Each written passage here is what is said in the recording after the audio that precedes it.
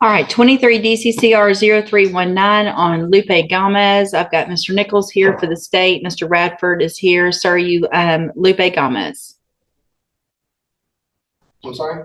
Is your name Lupe Gomez? I'm the non-corporate. What? Third-party intervener, cross-plaintiff, superior lien holder, to appear by special restricted visitation and not by general appearance. Can you do this? Can you come around and have them so I can see better? You want to solve the bench up? Yeah, y'all can all come up here. Okay. So I have a couple questions. No, well, hold on. You don't get to ask questions. I'm going to ask the questions. Mr. Gomez. Can happen until all parties are identified into the record. All right. So, Mr. Tell me again who you are. Who are you saying I'm you a are? non-corporate third-party intervener, here by special restrictive visitation and not by general appearance, under duress by the means of threat, coercion, and kidnapping. Okay. Have you ever been known by the name of, in the past, Lupe Gomez? Will you state your name for the record, please? And will you order the prosecutor to state his name for the record? And do either one of you have a claim against me? We do have a claim against you. My name is Raquel West. I'm the judge of the 252nd District Court. This is Mr. Luke Nichols. He's one of the assistant district attorneys in my court. Mr. Radford is here representing you. Okay. There's an indictment. There's a motion to quash. Mr. Radford has filed that we're here for today. I'm going to take judicial notice of the court's file, which includes numerous documents, including a indictment, the probable cause affidavit, other identifying information that does identify you as Mr. Lupe Gomez. And I'm going to make the finding at this time that you are, for purposes of this hearing, Lupe Florencio Gomez. And we're going to go forward with the motion to quash. Mr. What's a motion to suppress? Motion to suppress. I'm sorry. Let me get that pulled up. I have a motion to quash as well, correct? Yeah, you do. Hold on. I think that's a pro se motion. Buckle up, guys. Today we're diving into a wild courtroom encounter that starts with total confusion. The judge calls a case, but instead of answering normally, the defendant launches into a bizarre third-party intervener speech, refusing to identify himself under standard law. You can almost feel the judge's patience slipping as she fights to keep control. What begins as a routine hearing instantly spirals into a showdown over authority and identity. Okay, so we're here on Mr. Radford's motion to suppress. Let me find that one. It's okay. I'm looking. Well, while you're doing that, Nope, stop talking. Stop talking. Your foreign agent's registration statement. My what? Are you refusing to do so? I am. Okay. Here we go.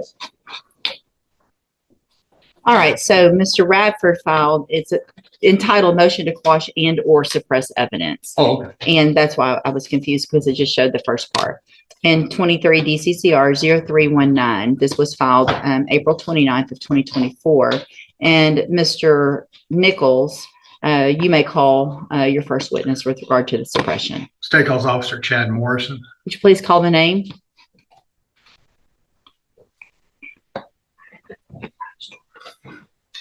Officer Chad Morrison.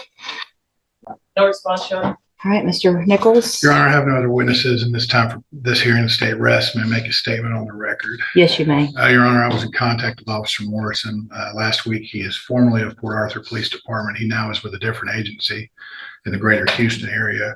He indicated he is on injury leave at the moment and would not be appearing for this hearing. He was also The tension rises as a prosecutor reveals his only witness, Officer Morrison, isn't showing up again. He's on medical leave, leaving the entire case without evidence. The judge listens, visibly unimpressed, before making a swift, pivotal call, motion to suppress granted. Just like that, the state's case collapses in real time, exposing the fragile balance of justice when one missing officer changes everything. On injury leave and was unable to appear last time we were set for this hearing, approximately 2 months ago, maybe in May. So that at this point, the state has no other option but to rest in this hearing and present no other evidence. All right. Anything, Mr. Radford? No, ma'am. Well, based on that, then unfortunately, I have no choice at this point, which is unfortunate that the officer won't comply with showing up, but I'm going to grant the motion to suppress evidence in the case based on the fact that there's no evidence today presented. Is there anything else, Mr. Radford?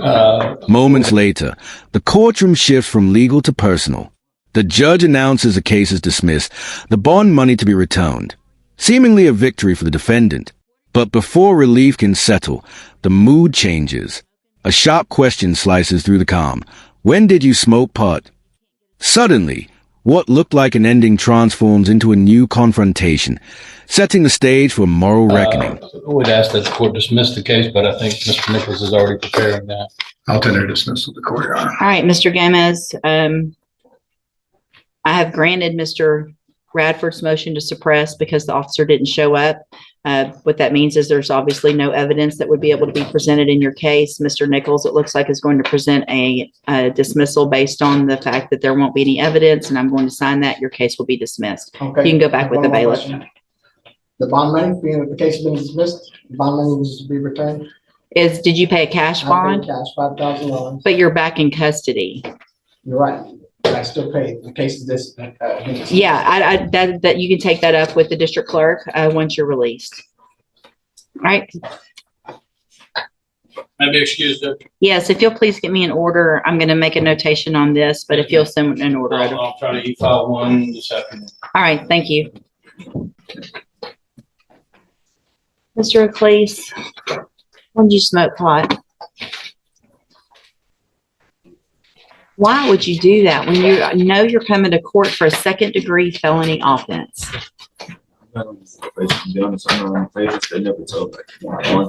It's common sense that you're on bond for a felony and you're coming to felony court. No one should have to tell you to follow the law, right?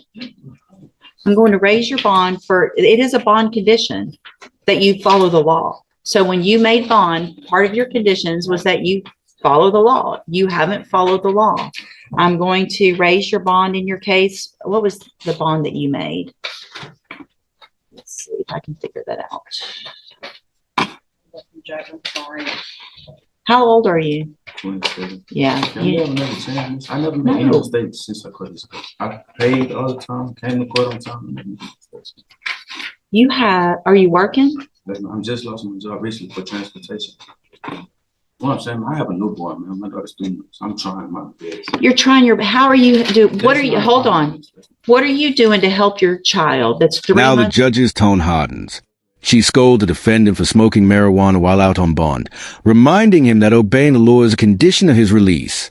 Her voice cuts like steel as she raises his bond, questioning how he expects to care for his newborn while making reckless choices. The room feels heavy. Every word a reality check about consequence, responsibility, and wasted chances. That's 3 months old by smoking marijuana. Because if you go try to get a job and you test positive, you can't get a job. How's that going to help your daughter? So you are making mistakes. You're making ridiculous choices. You can go to prison in your case. Hold, don't talk over me. You can go to prison for up to 20 years in this case. And to take a chance while you're out on bond, when you should be trying to get a job, and instead you're out smoking pot, you're not taking care of your daughter. Am I correct?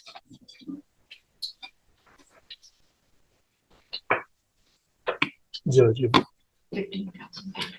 if I may, is it possible the court would consider amending his bond conditions for a drug patch in the situation in lieu of raising his bond and putting him back in custody? Sure. I'm 27. I've never had any drug charges, anything like that. I'm gonna be honest. I know I shouldn't have been smoking, but in my head, I'm saying, okay, I'm not going for a drug charge. I don't have prior drug charges. I didn't know it was a possibility that I would get to. It's not a problem for me to start smoking. It's not. I could have a tattoo. The bond's been paid on time. I come with it. I'm not a bad person. Okay. I just thought, okay, you're not. Here's the thing. If you can take care of all those things, then you can also hire a lawyer. I'm just not working. I could have a tattoo on the side. I just stopped working. Just stopped. Let's say my daughter's 3 months. I was working as a certified surveyor. So, but there's other companies out there that you could be looking to get a job, and they're not going to take you if you're testing positive. So I'm not saying you're a bad person. Most of the people here that are in front of me aren't bad people.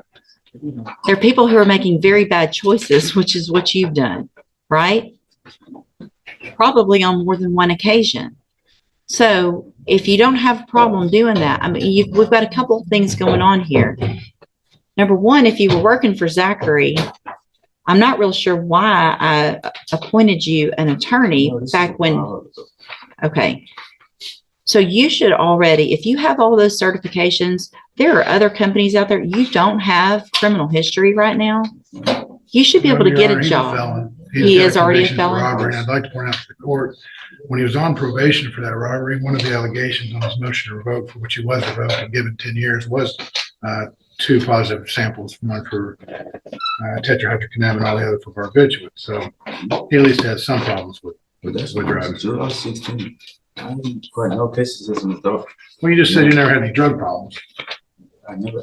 Just as you said, I feel it. 9 years ago, but I was a baby. I don't remember. And you've been Okay, but now you're not a baby and you're still making the same bad decisions. So listen, here's what we're going to do. If you want to really do what you say you can do, then you're going to get out there and you're going to get busy and you're going to do it. Otherwise, you're going to be in jail. Couple things. Your bond conditions are modified to order that you have a drug patch.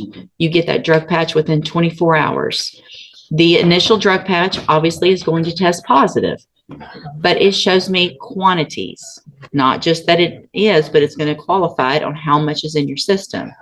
Every drug patch, you get it changed every 2 weeks. If you miss one, if you test positive, obviously, then you're going to have a warrant for your arrest and you're going to go back to jail. Do you understand?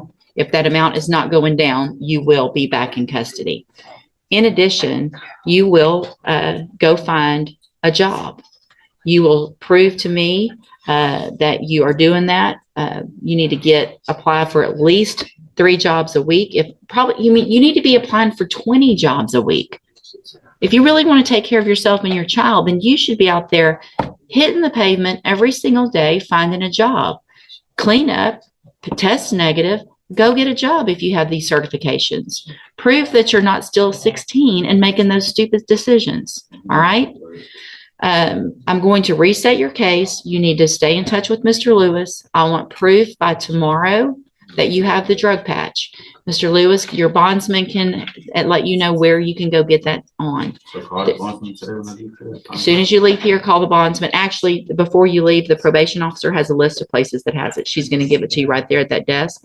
She'll give you a list. You need to go get that on. You need to get a job, start making some money, and potentially be hiring your own attorney. Right now, Mr. Lewis is going to remain your attorney, but I want you to be working on all of those things. Take care of your business. All right. Thank you so much. All right. This is your only chance on this kind of stuff. Okay. You're free to go. Thank you, Judge. The judge lays down a final ultimatum: a drug patch, weekly job applications, proof of effort, or jail.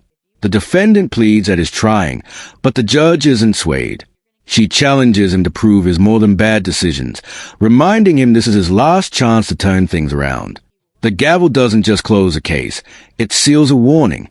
Like the video, subscribe to the channel, and we'll see you in the next video.